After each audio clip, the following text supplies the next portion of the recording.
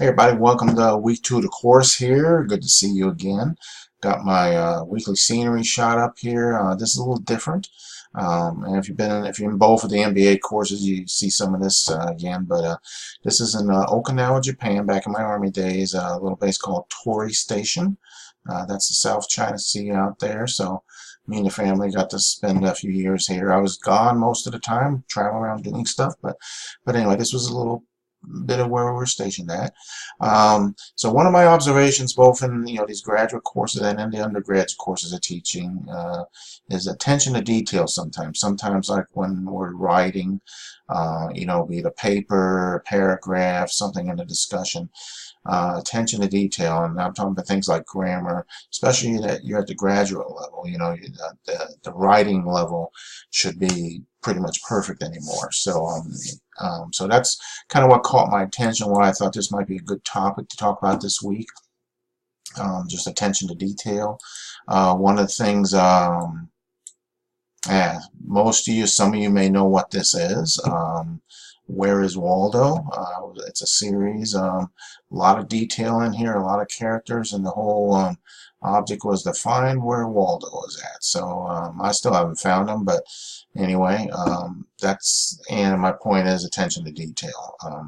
One of the things, I got the operating room here and the surgeon. I had my hip replacement done back in December. So an expectation I have is the operating crew, the surgeon, there's attention to detail there. And so my kind of analogy or crossover thing is we're all surgeons in whatever it is we do. We should be experts at what we're doing and have very good focus and attention to detail. We should I got my little banner here. I changed it up a little bit. Just as you are the warrior in the path you've taken, you are the surgeon of your life and profession. Would you operate on yourself with the attention level you currently demonstrate or use?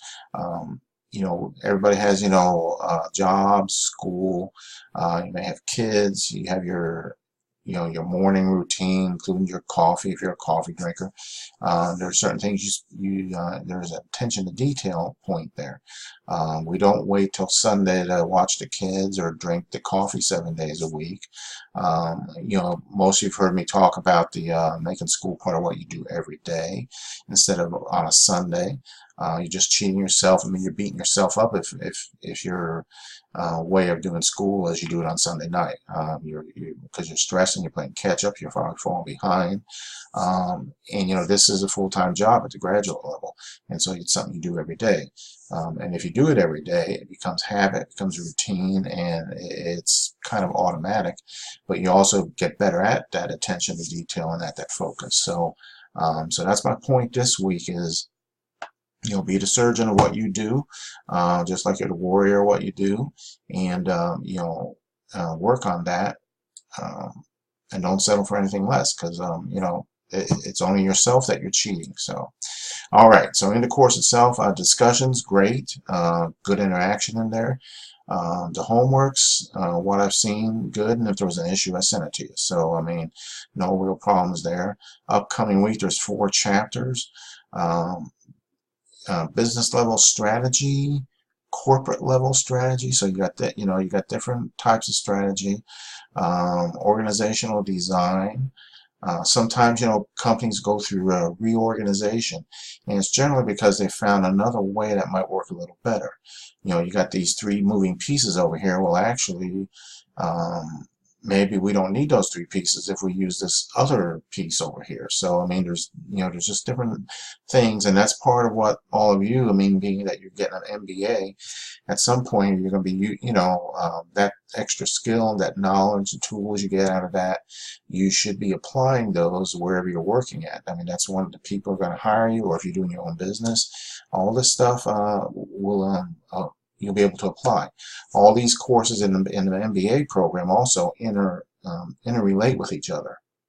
Sometimes in undergrad programs, why am I taking English, or why am I taking this? I mean, I'm going for a business degree. Well, here everything interrelates, and you'll find out if you do stay in business, you go run companies for people, you get your own thing, you're going to find out all these things are interrelated. and you'll be able to put good use to them. And then you got the culture. Culture is another thing. That's a big thing in some companies. In some companies, there's a bad culture.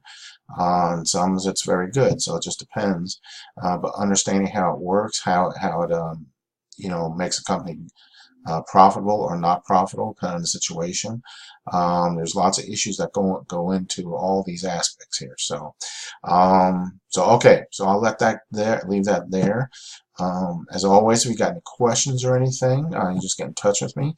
Instead of having a grandkid for a test question this week, I'm using a picture from my past. This is me right here, front row there.